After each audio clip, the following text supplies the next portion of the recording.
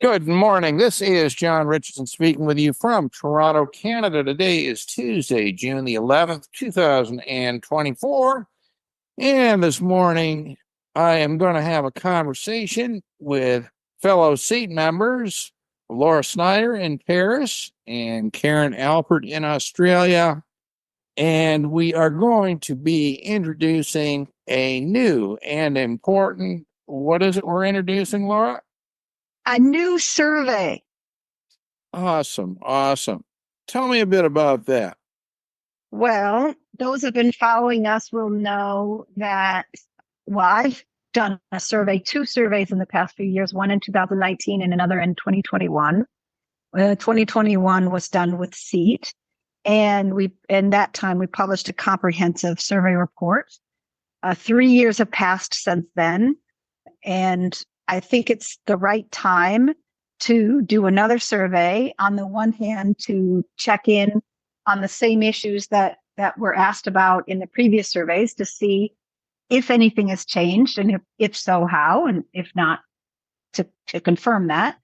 And this survey also expands a little bit on the other surveys, asking more questions, because I've realized we've realized as we've been working over the past few years, that there's still a lot of data, a lot of information about overseas Americans that we don't have, that we really should have. And it's important to have. So that's what we're going to do. We're planning on releasing this survey in the next couple of weeks, getting out there so people can respond to it.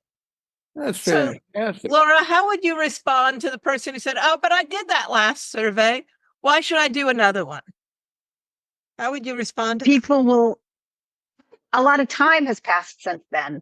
I'll give you an example. I've been contacted by some journalists asking me, what can you point me to about people's experiences?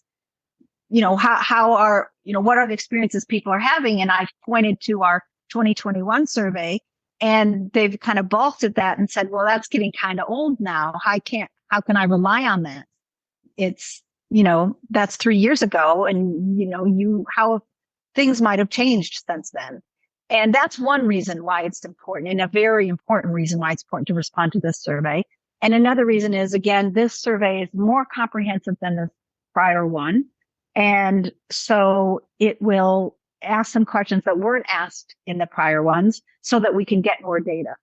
And I'd also venture to say that maybe some people's situation hasn't changed in the past 3 years, but some people, their situations have changed in the past 3 years.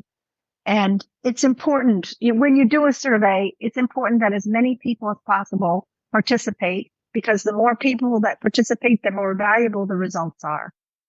Yeah, I have to say that the last survey has been extremely valuable in terms of the papers that you and the three of us collectively have been able to write on the back of that data. Oh, yeah, it's been absolutely invaluable. There are a lot of the papers. It would be very difficult to have written them if we didn't have the data from those surveys. At the same time, yeah, go ahead, Karen. Well, I'm just saying it's getting to the point where we can no longer be citing a 2021 survey in new articles. Yes, oh, absolutely. It's getting too old for that. So for a continuing program of articles, we need to continually refresh the survey data. Yes, absolutely. That's absolutely right. Yeah. So listen. The other advantage is that we get kind of a longitudinal view as to how things have changed over time. And I think either how they have changed or how they haven't changed. Exactly. Yeah. So listening to the two of you discuss this, it occurs to me that for those Americans abroad who see citizenship taxation as a problem, that in their participation in this survey is very, very important to getting this problem solved, right? Is that a fair statement? In other words, it's not just giving information, to see, okay, it's actually active participation in solving this problem. Is that a fair statement? Right. It's the least someone can do to help work on solving the problem. Yes, it's the absolute least that they could do, definitely. That being said, this survey is open to all either current or former U.S. citizens who live outside the United States, regardless of what their personal experiences are, including those who think they don't have any problems. I would like, again, as many people as possible to participate in this survey. And the only requirements are that you are either a current or a former US citizen, so including people who have renounced, and that you live outside the United States.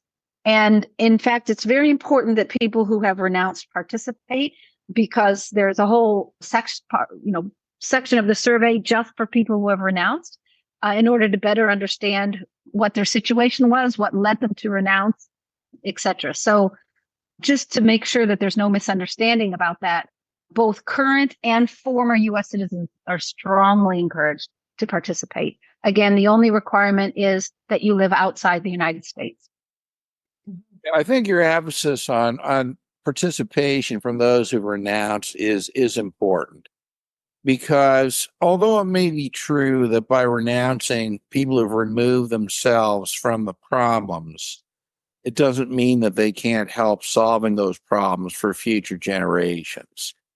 And, this is such a big problem for all American citizens living outside the United States, regardless of who they are or party affiliation or anything, that I hope that this is circulated far and wide and that people understand that by taking a few minutes to fill this survey, they are actively participating in resolving this problem. And, I think it's a very, very important message. Laura, how are people going to learn about the survey? Where are they going to be able to access it? What's going to be happening next? Okay, so at some point in the next, let's say about 10 days, we will make the link to the survey available. And of course, it will be on the SEAT website, of course. And so it'll go out to everyone on SEAT's mailing list. So if you're not on SEAT's mailing list, go now to the SEAT website and sign up for the mailing list. And then we'll post it on social media. It'll be in different Facebook groups and on X, Twitter. So that'll be mainly the way that we'll get it out there. And then I would ask anyone who is interested in making this a valuable survey that you encourage the people you know to participate, and certainly those who aren't on social media and aren't on our mailing list, to share the link with those people and encourage them to participate. Sounds great. Well, I know, Laura, this has been a tremendous amount of work on your part. And, certainly I'd like to thank you on behalf of all the people affected by this problem for your work on this. And I know that Karen, you've been actively involved as well. Yeah, Karen was a big help to prepare this survey. But most of the work was Laura's. She's done a great job with it. Well, I can't remember who was it that said we can accomplish anything if we don't care who gets the credit. That's right. And that's the key point. But clearly, Karen and Laura have done a lot of work on this, and they deserve our thanks, our support. And please participate and get this survey in the hands of those who you think also should be participating. Any final thoughts on this, Laura? Well, just to those who do participate, thank you very much. It'll, I promise you, it'll be time well spent.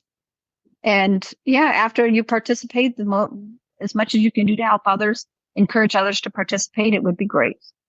Absolutely. And if listeners want to see how important the survey results have been to work prepared by SEAT, go to the SEAT website and just look at all the papers that have been done since the first survey.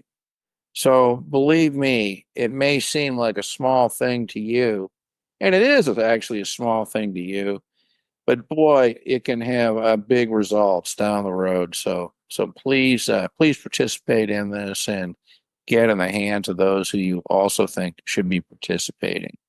Karen, final thoughts?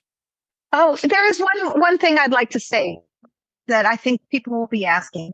The survey it will be 100% anonymous. No identifying data will be retained, except at the end, you will have the option, but not the requirement, to leave an email address if you want follow-up information about the survey, if you want to be contacted with follow-up information about the survey. But if you don't put in your email address, then absolutely no identifying information will be retained for participants of this survey. And I think you can see the last survey, everything was anonymous. The survey before that in 2019, everything was anonymous. And again, we're taking, no identifying data will be retained. I know that this is something that some people are concerned about. So I just want to emphasize that. Yeah. Sorry, Karen, go ahead. Yeah, no. Basically, I just wanted to say that people should look for our survey announcement in the next week or so, and they should participate. Good. So thank you. Goes on, and of course, where do they find out more about SEAT? And then what's the website here? It's seatnow.org.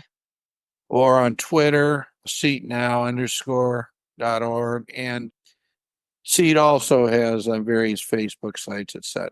But this will be well publicized through the usual channels. All right. Well, thank you very much. And thank you for that announcement. And most importantly, thank you for the work that you've done in preparing this. Thank you, Lou. Thanks. Yeah, thanks, John, and thanks, Karen. And thanks to everyone who participated. All right.